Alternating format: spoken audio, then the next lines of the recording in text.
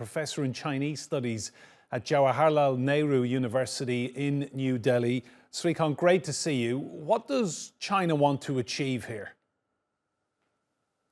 I think in terms of Li Hui's mission to Ukraine, Russia, France, Germany, and Finland, they wish to possibly position themselves as the global leader in terms of negotiations and for a peace settlement, number one. Number two, they have unveiled global security initiative, and as a part of that, they wish to fan out into different regions of the world and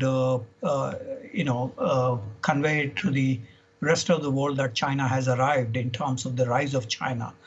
Third, I think is peace and stability, which generally every country would prefer because the conflict in Ukraine has led to energy prices, food prices, fertilizer prices increase, and it is also pinching China's GDP, China's economy. And so this is a concern that China also has. Fourthly, I think there is also the timing of Mr. Li Hui's visit, because this came in the background of the G7 meeting in Hiroshima. And there is also Xi Jinping's meeting with the Central Asian republics in Xi'an as a summit meeting. And so there is a positioning here in a typical Cold War pattern, positioning China in closer to Russia in this event, in contrast to what Hiroshima declaration has mentioned about the Russian and Chinese role in Ukrainian conflict, and of course the broader no limits partnership that Russia and China are having in the recent times in the past 1 year. And Professor Kondapalli, it begs the question, is China really an honest broker here? Well, the European Union has mentioned that China is not an honest broker in this, because China is, for example, Li Hui was given the Order of Friendship by President Putin. He is the second one to receive this after President Xi Jinping himself received it earlier. So that is number one. Number two, since June 2001, China and Russia are having a strategic partnership.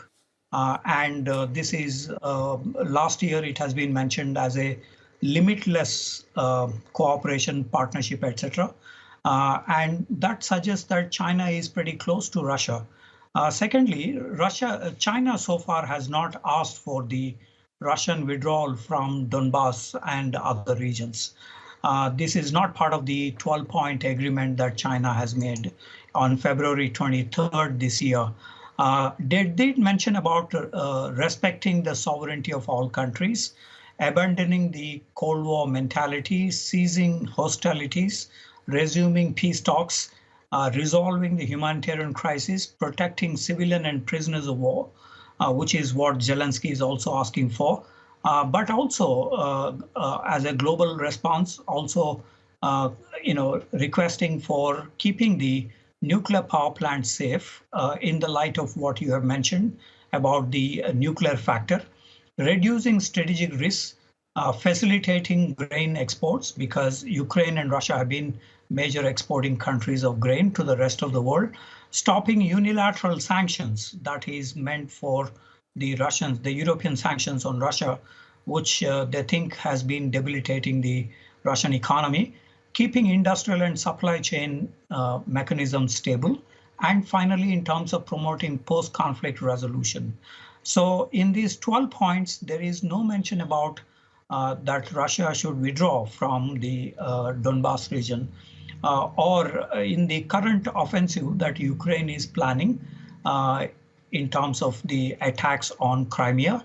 China's position now of stopping the hostilities would only benefit Russia and not about the conflict resolution in Ukraine. Professor Srikanth Kondapalli, live for us in New Delhi. Thanks for your insight.